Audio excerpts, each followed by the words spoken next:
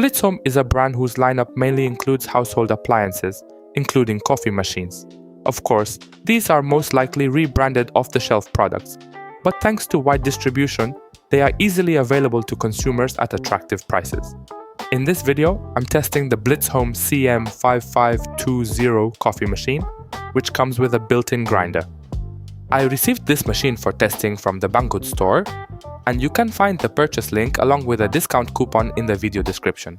This coffee machine normally costs $180, but with my coupon, you can bring the price down to $145. However, this does not affect my review, which is completely honest. Is this extremely cheap coffee machine with a built-in grinder worth buying? Can it make real espresso? You'll find the answers to these questions in this video.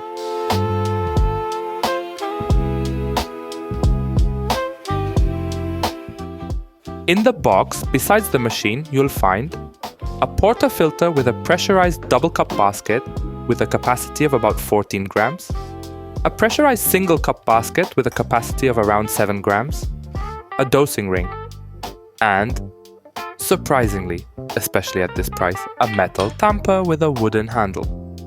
It's quite heavy, so it's most likely made of stainless steel. A very pleasant surprise. Unfortunately, the manufacturer did not include standard non-pressurized baskets, so if you want real espresso, you'll need to buy them separately. But I'll talk more about that in the following parts of the video. I've also posted a short unboxing of this machine on my channel. The build quality is quite decent for the price. The housing and the water tank are made mostly of plastic, but it feels solid overall. The fit and finish are good, and nothing creaks. Some parts of the grinder and the brew group are metal. The drip tray itself is plastic, but the grid on top is metal. The portafilter is most likely made of aluminum, with a plastic handle and plastic internal parts. The filter baskets appear to be made of steel. The included tamper has a wooden handle and a metal base, most likely stainless steel. On the bottom of the machine, there are rubber anti-slip feet that work really well. The machine feels stable on the countertop. The CM5520 has a height of 31.7 centimeters, a depth of 26.7 centimeters, and a width of 20.3 centimeters. For a coffee machine with a built-in grinder, it's genuinely quite compact. It weighs 6.3 kilograms. The water tank has a capacity of 1.8 liters and features minimum and maximum water level markings, which should be followed for the machine to operate properly. The drip tray can be removed for cleaning. Interestingly, the design suggests that the machine might be equipped with a 3-way solenoid valve, but unfortunately, that's not the case. In this price range, such a feature is hard to come by. The drip tray has a float indicator that pops up when it's full, letting you know it's time to empty it. The bean hopper cannot be removed for cleaning, which in my opinion is a critical design flaw. As a result, the average user has no access to the burrs, making it impossible to clean them or remove unwanted objects that might fall into the hopper. The bean hopper can hold approximately 150 grams of coffee beans. On the front of the machine, there are 6 buttons: on/off, espresso heating, espresso brewing, grind, steam, and espresso cool, along with a temperature status bar that indicates whether the machine is heated up or not. Below the front panel, from left to right, you'll find the grinder with a portafilter holder, the 51mm brew group, and the steam wand.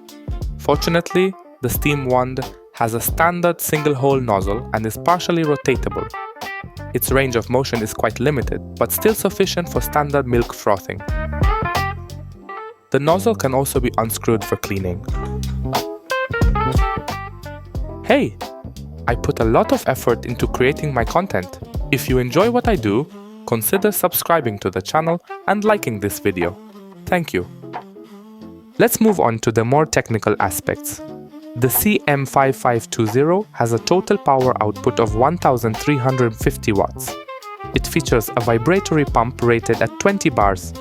I haven't taken the machine apart, but I suspect it's an Ulka EP4 or a similar unit. It's not the quietest pump out there, but at this price point, that's really forgivable.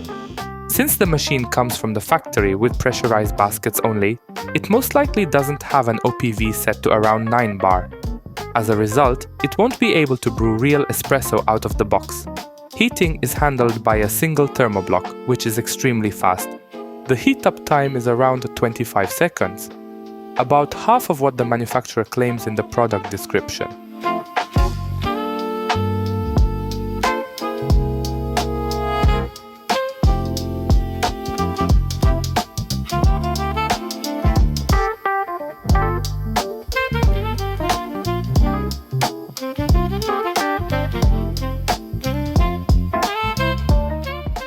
Switching to steam mode is also extremely quick. I have to admit, this came as quite a surprise.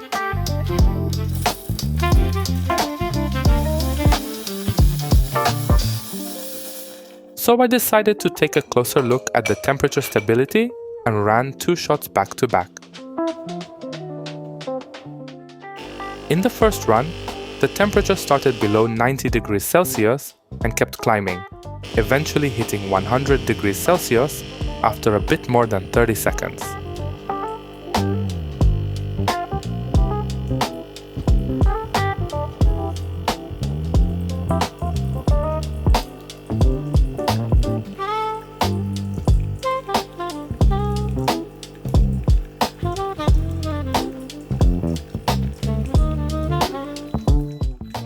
During the second run, extraction started at around 90 degrees Celsius, simply because there was still some hot water left in the basket.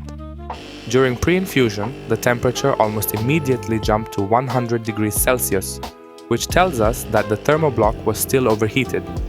The temperature then dropped to about 94 degrees Celsius, but towards the end of the shot, it climbed back up to 100 degrees Celsius again.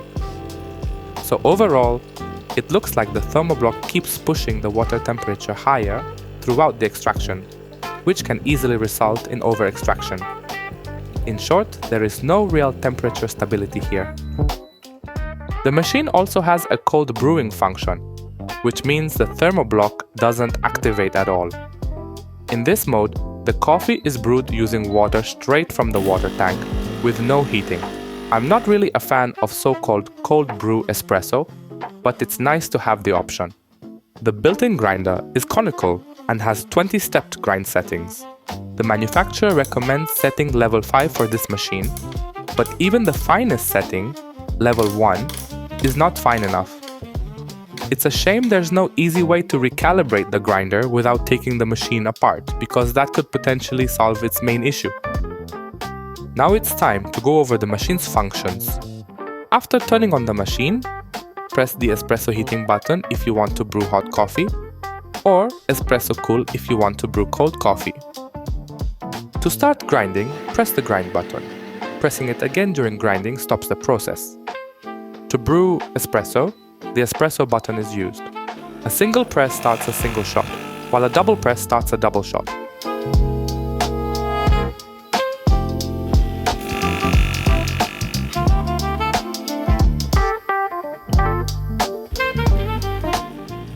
Pressing the espresso button again stops the extraction. Pressing the steam button raises the thermoblock temperature to enable steam for milk frothing. After steaming, pressing the steam button again brings the thermoblock back down to the standard espresso-ready temperature. The knob on the right controls steam or hot water, depending on whether steam mode is enabled or not. Both the grinding time and the extraction volume can be reprogrammed. When it comes to grind time, it's pretty simple. Just hold down the grind button until grinding starts, then press the grind button again to stop the grinder and save the time. From that point on, each grind will last exactly as long as the saved setting. Programming the extraction volume, on the other hand, is a bit more complicated, which honestly surprised me. First, you need to press and hold the espresso button for a longer moment, then press it again to start programming a single shot. Once the desired volume is reached, pressing the espresso button again saves the setting.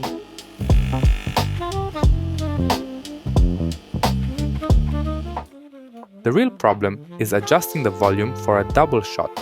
I actually wasn't able to do it at all, because every press of the espresso button after entering programming mode triggers extraction and saves the volume for a single shot instead. Well, that's pretty weird.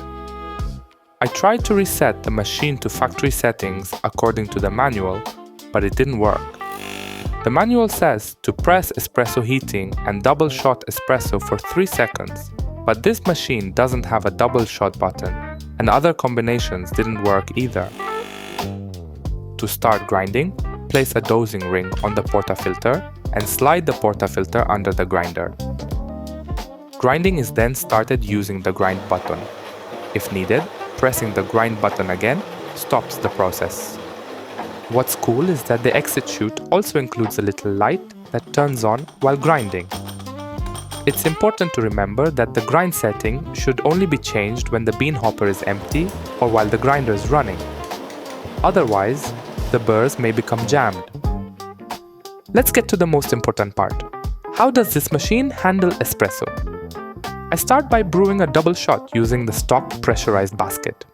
These baskets are mainly meant for pre-ground coffee and aren't designed for true espresso, since pressure is created by a small hole at the bottom. According to the manufacturer, this basket should be used with up to 14 grams of coffee. I weigh the portafilter before grinding using my iCape scale, with the grinder set to level 1. I apply basic puck prep using WDT, and then tamp using a self-leveling 51mm tamper that I already had, which ensures a more even and consistent tamp.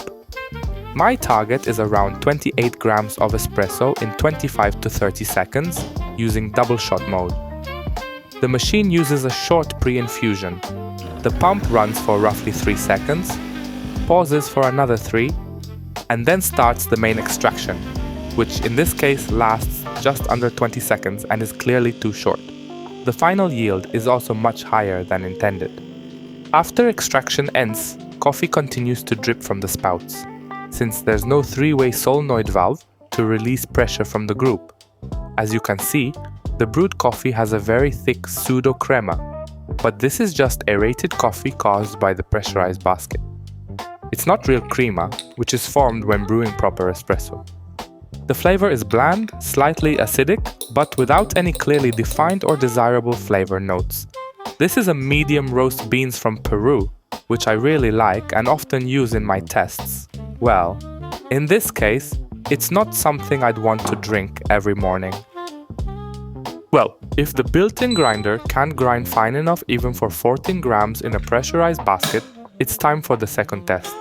This time, I'm using a bottomless portafilter with non-pressurized baskets. I go with an 18-gram dose and a deeper basket, as it's better suited for that dose than the other basket I have. The target is a 1:2 ratio, 36 grams of espresso in about 25 to 30 seconds. Once again, the grinder is set to level 1, and I use the same puck prep as before. The extraction runs a bit longer, but what happens during the shot? Honestly, I'd rather not see it.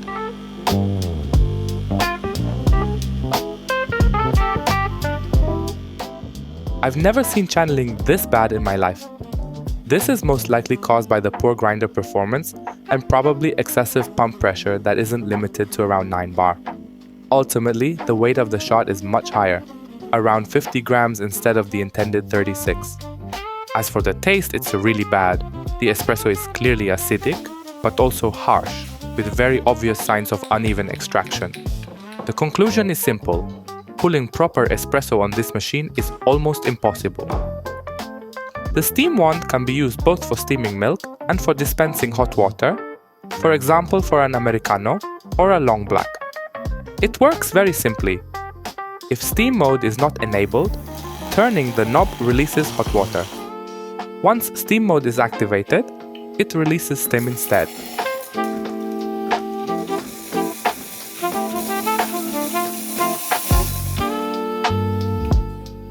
Milk steaming takes just under a minute, which is a decent result for a machine in this class. I had no trouble achieving a satisfying milk texture suitable for latte art. However, keep in mind that frothing milk with this type of nozzle requires some practice. It's also important not to exceed 65 degrees Celsius. Once the milk pitcher feels hot to the touch, that's the signal to stop steaming.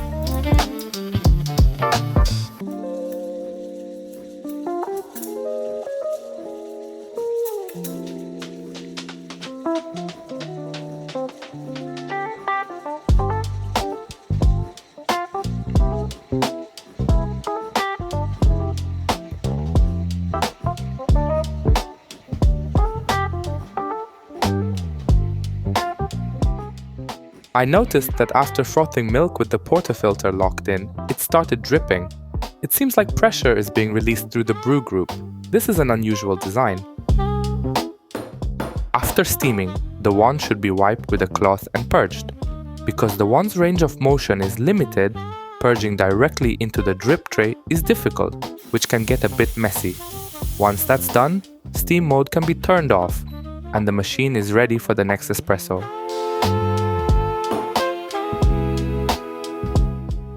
As you can see, I had no trouble creating latte art in my cappuccino. I have to admit, especially at this price point, the steam wand is really good.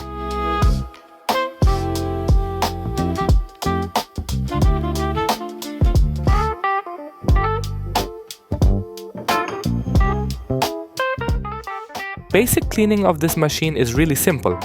After each extraction, knock out the puck, rinse the portafilter and basket, and dry them off. It's also important to regularly empty and clean the drip tray and wipe the casing of the coffee machine with a soft cloth. After each extraction, flush the brew group by running a shot without the portafilter locked in. Every few days, clean the group using a brush or a soft cloth and the grinder's exit chute with a vacuum, a blower, or a cloth. Before changing beans, it's also a good idea to vacuum the bean hopper. To wrap things up, the BlitzHome CM5520 is a compact and quite nice looking coffee machine with a built-in grinder and a basic set of features. Unfortunately, the built-in grinder doesn't grind fine enough for proper espresso, and the pump is most likely not limited to around 9 bar, which results in excessive pressure during extraction. With a few design improvements, this machine could be significantly better. BlitzHome also offers a more advanced and more interesting model, the CM7080, with a 58mm brewing group, dual pumps and dual thermoblocks. Maybe the grinder is better too, and perhaps it can deliver real espresso? Maybe I'll be able to test it soon. What do you think about this machine? What's your experience with coffee machines that have built-in grinders? Feel free to share your thoughts and experiences in the comments. Thanks for watching, and see you in the next video.